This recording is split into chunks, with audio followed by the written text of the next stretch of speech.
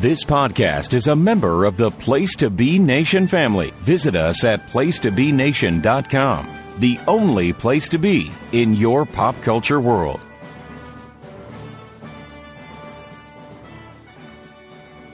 Place to Be Nation Pop Experience. Welcome back to another episode of Pop Goes to the Couch, Mighty Ducks Game Changers. I'm your host, James Gruenberg, alongside J. Arsenio D'Amato and Greg Diener. Guys, how are you doing tonight? I'm doing well. Good evening, boys. Great. You guys both celebrated. You young lads had another birthday. Congratulations. Oh, yeah. Hope you had a fun time. Enjoyed it. Yeah, I sure did. And a happy Memorial Day weekend to all of us. Yes. As well.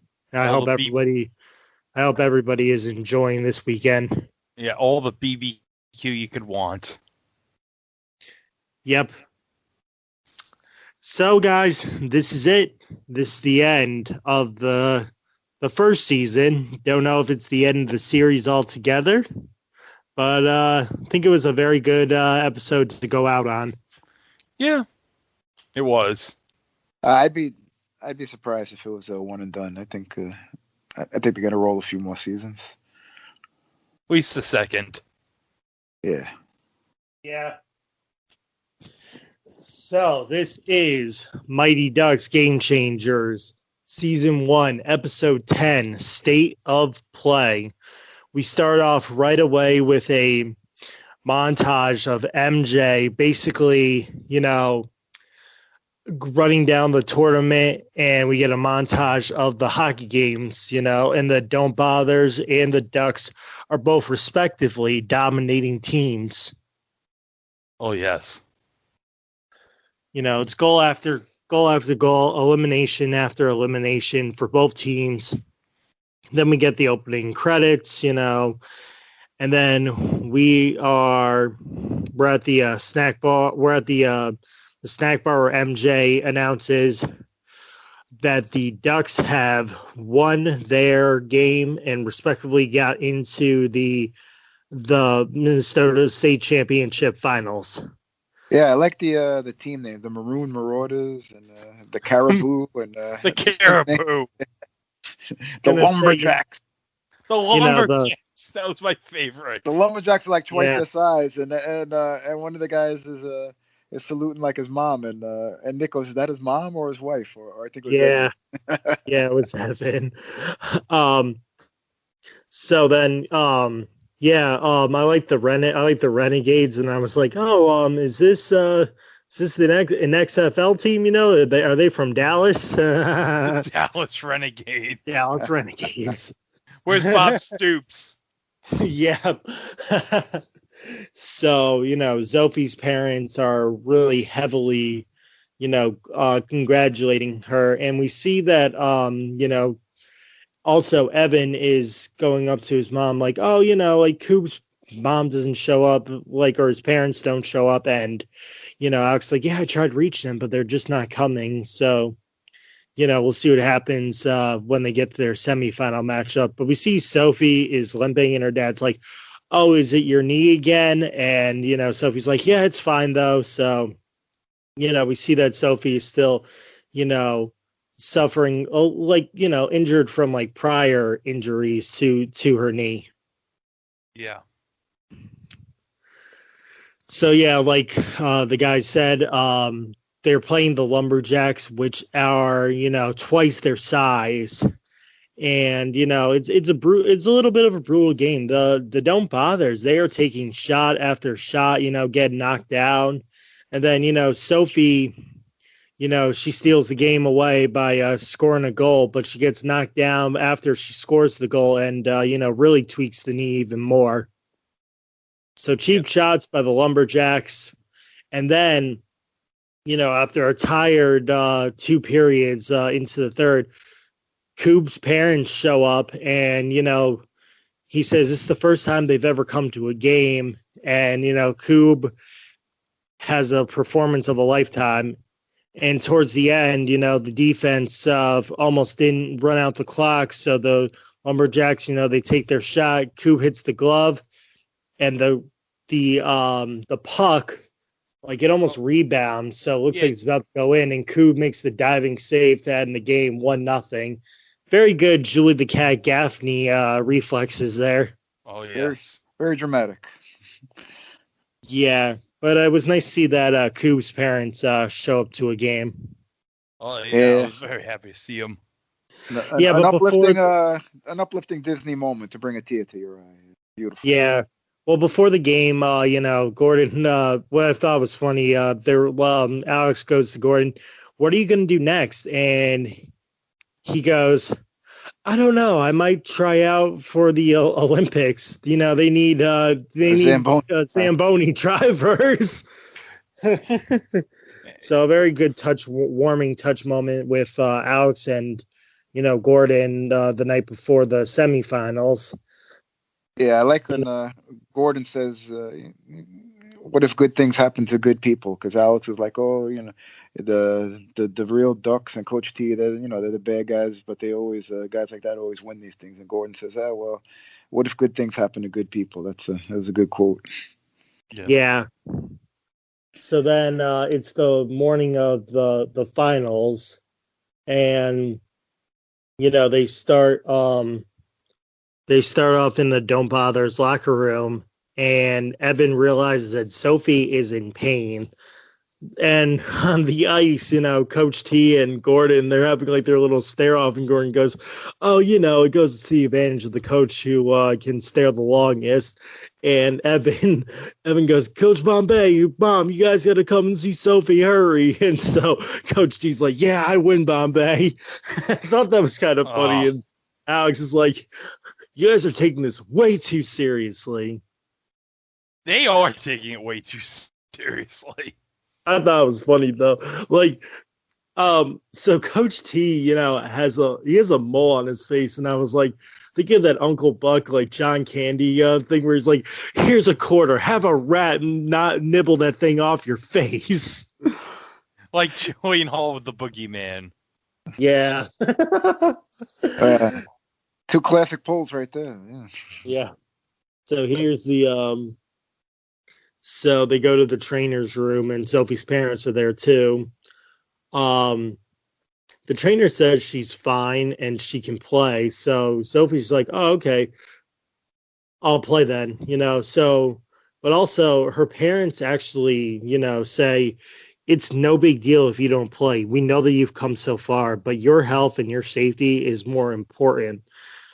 But Sophie's at a crossroads. She's like, "What about like my college essay about bringing a underdog team to the finals?" And to be fair, to be honest, that's kind of like unfair. Like for Sophie just to say it was all me, kind of. When the Don't Bothers team, they play their heart. They all played and tried, and they all score. So I feel like it was kind of shady for Sophie to be like, "Oh, bringing underdog team," but it's a good, sentence for college recruitments too, that they might buy it, like a hook, line, and sinker. What did you think, Jay? I didn't like it was kind of a stretch that I was like, oh, it's all relying, like if Sophie doesn't play, they fall under the limit and they have to forfeit. They really, it's kind of a stretch. They could at least put her out there and just not played her. She could have just sat on the bench. Sat on the bench. Yeah, that's all you didn't get. This is a callback to D2. While the Team USA didn't have to, forfeit the game because Adam was, injured. Recovered. Right. But Adam, is like, "My dad's counting on me." But, Gordon gives him the lecture, about what his dad did with Gordon. And so, yeah. So a good callback from D2. Yeah. Also, they go in and they have their players only meeting, and Sophie's like, "Let's do this, guys. I can play." But even Evan goes, "No, you can't play." And she's sort of mad about it, but then all the other players, they say, "We're not going to play. We don't want to play due to your safety and health." So the whole team, basically takes a stand, and that's a good team, Yeah, in my solid. opinion. That they were looking out for each other, and they sacrificed, a chance to prove that they belong for someone else's health and safety. What did you think of this moment? Solidarity. I think they kind of ripped off Rudy when everybody was turned in their uniforms, unless Rudy plays. Yeah, it was a very Rudy moment. Yeah, I thought so. I mean, I feel like they made the right decision, but like you said, Jay, it sort of doesn't make sense, like maybe it was an error. It feels like an error on the script part of the show. Yeah, they came off kind of like quitters. And instead of saying she could just sit on the bench or just put her on the ice for 10 seconds. 10 seconds at least. So they're supposed to be the faces, the underdogs, but they came off kind of as quitters. But it leads to something. So I see where they're going. So obviously, since they forfeit, the Ducks win the championship by forfeit. Yeah, Coach T was a little too happy getting the easy win like that. And he pre-ordered the hats, which was like the icing on the cake. Jeez. And I think it was Gordon or Alex was like, they already have their hats? What the heck? And so, so they're out, and so they're outside in the lobby. And did you notice on the Ducks team that there were a lot of girls in the hallway, with Ducks jerseys on too. I didn't notice that. I was like, wow, I thought Coach T would be limited on the hard coach who's limited on girls, but I was wrong. He's got a lot of girls on that team. Yeah, he does. I mean, I guess it's proven that girls can play hockey. I'm not saying that they can't, but I thought in the character development, Coach T would be like, no, I don't like a lot of girls on the team. You know what I'm saying? Yeah, well, this is a Disney show, so we have to we gotta push that equality and gotta be progressive. Yeah, I was gonna say, I guess this isn't Little Giants where Ed O'Neill's like, no girls on the team.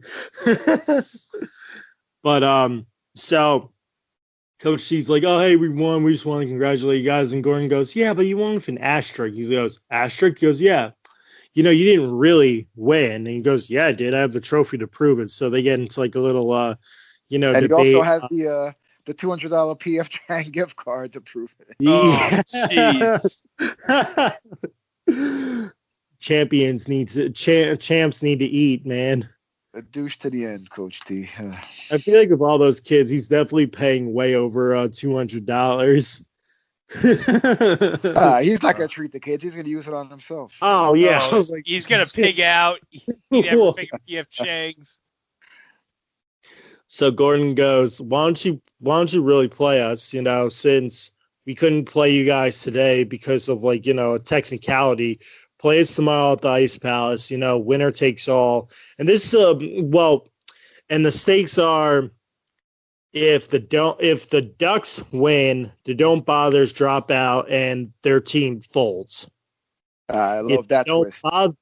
If the Don't Bothers win, the Ducks have to give Bombay and the Don't Bothers their team name, so Bombay would be coaching the Ducks again, and it would be rightfully belong where it needs to be, not in the hands of a jerk of a coach like Coach T, but in the value hands of Gordon Bombay, the originator of the Mighty Ducks. This is a callback to D3 when the Warriors of the varsity are playing, Charlie and the freshman Warriors. So, it's kind of like, oh, well, if the varsity wins, the Charlie and his friends leave the college, because the varsity Warriors believe they don't belong here, even though the Ducks or the freshman Warriors proven that they belong at Eden Hall. So then, they say, oh, well, if we win, the Warriors die and the Ducks fly. That is a Russ Tyler comment right there. So stretching a little bit of D3 more in this episode.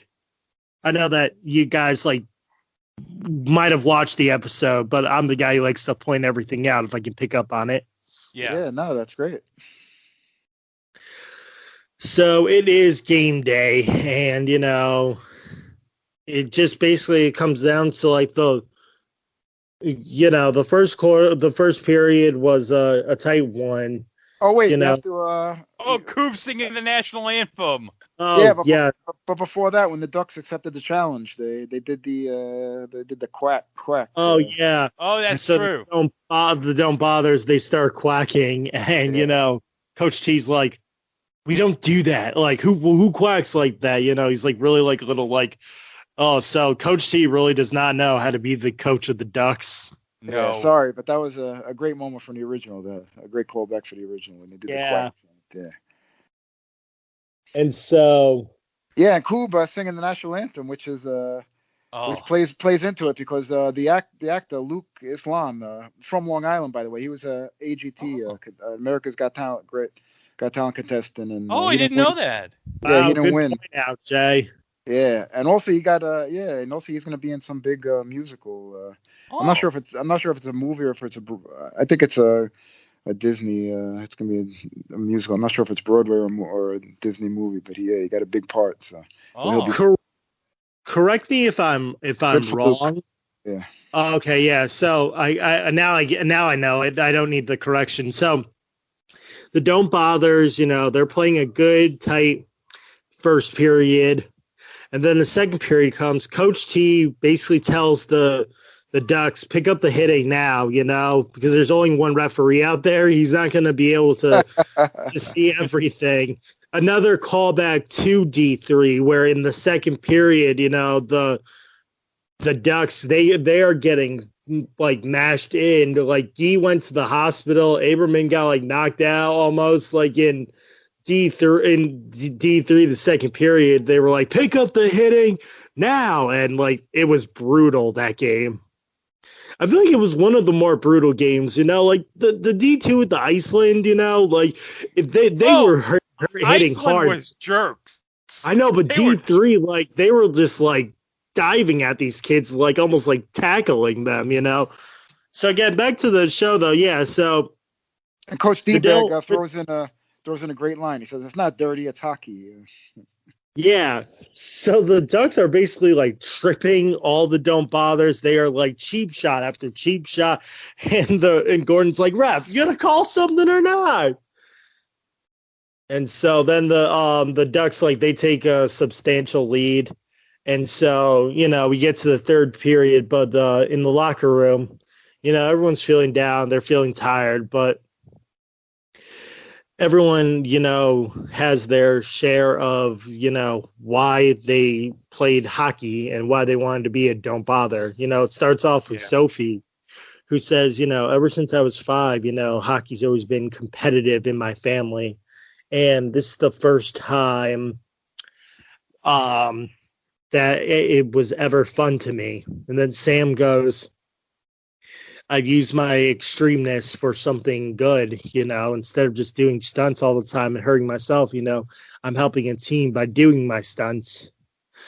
And Logan, Nick had really good ones too, but the whole team did. Logan says this helped me, after my parents, divorced, and my dad was going through a rocky time. And then, Nick was like, I just always wanted to play hockey, ever since I was a kid. And, I wasn't good enough. But this team, made me believe that I'm an average hockey player too, just like my school. That was funny. He goes, yeah, I'm average. So, they say they're good enough to, be here today, but they're also good enough to win as well. So Evan gets the team, basically, fired up to try and make a comeback, into the third period and make it a game. And then Gordon Bombay comes in with a box, and he goes, this was dropped off to me, and, someone left this behind here. And he pulls out the original, Mighty Duck green jerseys, from the first film with the original names on them. He gives Evan Charlie's jersey, and he gives which I thought was kind of like a funny, like, oh, haha, they're just making fun of Banks for always getting hurt. They made Sophie have the 99 jersey, which is Adams. Yeah. I don't know if that was a shot, but it was kind of funny. It's like, oh well, she's the injured kid. Oh, give him Banks' jersey. I didn't recognize if Koob had Goldberg's jersey on or not. I mean, he probably did, but I didn't see the back of Koob's jersey at all. Did you guys pick up on that too? Like, did you see his? No, I'd imagine they did. I saw Averman's out there. Yeah, I didn't. I didn't see the Goldberg exactly, but I'm sure. Yeah. And I saw Connie's jersey too. Yeah. And I saw Woo's as well, but I was just like disappointed. I was like, so what jersey does Coop have on? So it comes down to, the don't bothers. They start scoring. They do their blindfold pass shoot, and then they do Logan's order up Dwayne Robinson shot, and they do like one more too. So basically it's coming down to like the 30-second mark of the third period when Evan. Don't forget when Evan passed to Nick, and he says you're my best, and he says you're my best friend, and Nick was so happy that he scored his second best goal. Friend? All right. And he goes, "Can we sleep overnight?" He's like, "Hey, we're not there right now. Not the right time." So it's basically like there's like 15 seconds left of the third period. We're all tied up 3-3. Evan finally does what I think everyone was waiting for, the final callback to win the game. A flying I thought you were talking about the kiss when Sophie kissed him. Oh, that was great. That was great too, and Evan goes, "Oh, so we're doing that now? Okay." He's like, "Oh, my first kiss." So they do all the passing with the V form. And was it Evan who made the last shot? I don't even remember. Yes, Evan makes the last shot, and the Don't Bothers win the game. Coach T obviously says, "No, it doesn't count. My attorney will, keep the Ducks name with me, blah, blah, blah." And Stephanie, does the plot twist of the century. So this is the real heel to babyface moment here. She agrees that a deal is a deal, and Stephanie is going to make it happen where Gordon Bombay has control of the Ducks name. Beautiful. Yeah. What a heel to babyface turn. So it looks like Coach T is going to be out of a job. Yeah, pretty much. I'd like to see the next season him on like a street corner, like begging for quarters. Like we'll coach for food or something. or like he plots revenge like Sensei John Kreese in Karate Kid 3. Yeah. There's a bunch of homeless hockey players. It's like a homeless hockey league. Yeah. So then they're celebrating, and Gatorade gets poured on Alex, so she finally gets her recognition of being a coach by doing the old Gatorade dumps. Yeah, and Gordon gets it. They hug, and the team is just celebrating. So then we get a really good ending where, Gordon is, how do you put it? He's cleaning the ice, basically. Yeah, he's driving a Zamboni. He's driving the Zamboni. He's cleaning up the ice, and in the middle it goes Ice Palace, home of the Mighty Ducks. There's the vintage Ducks logo. Yeah, and with the vintage Ducks logo. So that's it. That's the end of the episode and the end of season 1, basically. I was doing a little bit of research, I saw, interviews by Stephen Brill. I mean, it's really like no spoilers, like what season 2 might be, but with COVID and everything, it's sort of, it sort of changed like the plans for season 2. Stephen Brill, I think, obviously wanted to go back to the season, the D2, international tournament where like, he might take the Ducks at this point, and play them internationally, like against like the team. So, the D2 Hendricks hockey that'd be great. tournament. Yep. But Stephen Brill said, COVID is affecting the travel, so we can't like, do anything in Europe, so we'll see what basically happens. Well, D2 was set in LA. They could probably have the tournament in the States, kind of. Yeah, well, I feel like Stephen Brill was kind of like pushing for Europe. I was like, I don't know, what are you going to do in Europe, man? They even have like real hockey there. Like I read like one interview. And he also said like he wants to get like Charlie. He mentioned Joshua Jackson. He wants to get Joshua Jackson, Keenan Thompson, if his schedule ever becomes unbusy. And he actually also dropped Dean Portman's actor's name too, like for trying to get him back. My opinion, I sort of like figured this in my head. Fulton Reed said, like Charlie's still mad at Bombay because he thinks that Bombay doesn't care about them. What if Charlie was the actual villain and like, came into town with his own hockey team, In season 2? Yeah. Oh, that'd be something. Like, what if Charlie was like the bad guy all of a sudden? He was like, you know what? You stopped caring about me, so I got my own team, That'd be a great plot twist. Yeah. It's gonna be interesting if they find another heel or if they stick with Coach T doing something to get revenge. Like finding new teams and like new players, Oh yeah. I hope he comes back because he's such a great villain in this series. Yes, he is.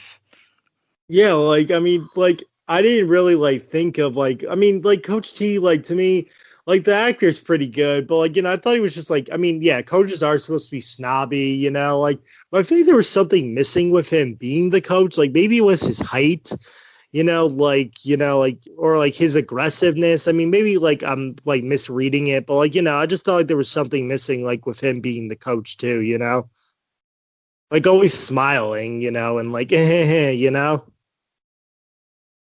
very arrogant, but that fits in with his character. Yeah, it's a very perfect, like, new age, like, millennial douchebag. Well, guys, for the final time, before we wrap up, does anybody have anything they want to plug? We'll start with you, Jay. Right.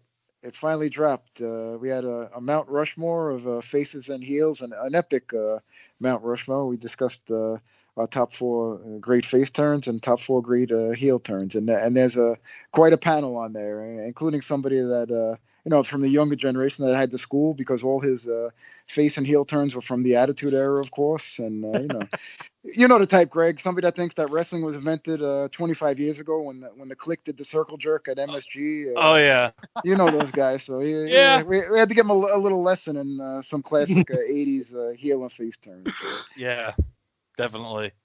I told you, my teacher cried about the Paul Orndorff heel turn. That was your only education. That's pretty good. Yeah. You get a plus for that, man. You get a plus for that one. Do you have anything else, Greg? Well, Jay, it was a thing. I'm sorry. Oh no, I'm good. Thank you. All right. Yep, Greg.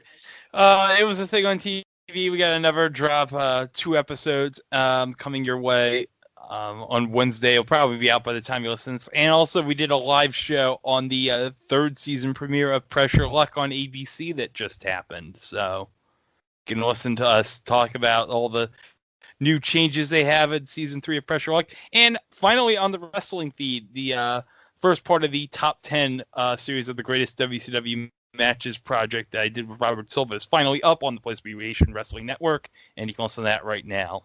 Yes, just dropped. I can't wait to hear that one. Oh, well, spoilers. When in the second or third, if this goes to 3 parts or the second part, the last 3 matches involve a guy named either Rick or Ricky. Shocker. Well, as for myself, on the North-South Connection Wrestling feed, the newest episode of Ruthlessly Aggressive just dropped. That is with Jacob Williams, and I was the guest host. We covered the September 9th, 2002 Monday Night Raw with the HLA and the number one contenders match for the World Heavyweight, for Triple H's World Heavyweight title, Unforgiven 2002, and the SmackDown from September 12th, 2002, with the Billy and Chuck wedding and Undertaker and Brock Lesnar, getting into it with the whole Sarah angle too. So lots to cover there. And you can also find me on the Place to Be Nation wrestling feed. I have my own podcast called Extreme Resurrection with Michael Cook. We cover ECW on Sci-Fi from 2006 to 2010.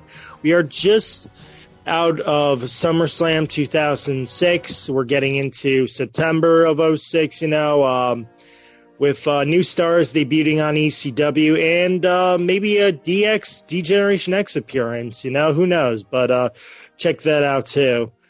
Well, guys, hopefully not for the last final time. Hopefully there is a season 2. But for now, this is it for Mighty Ducks Game Changers. Pop goes to the couch. I'm James Gruenberg alongside Greg Diener and J. Arsenio D'Amato. We hope you all enjoyed this series and have listened to it. Thank you to the listeners, and thank you to all of our friends who support us and listen to these podcasts. Thank you, and have a good night.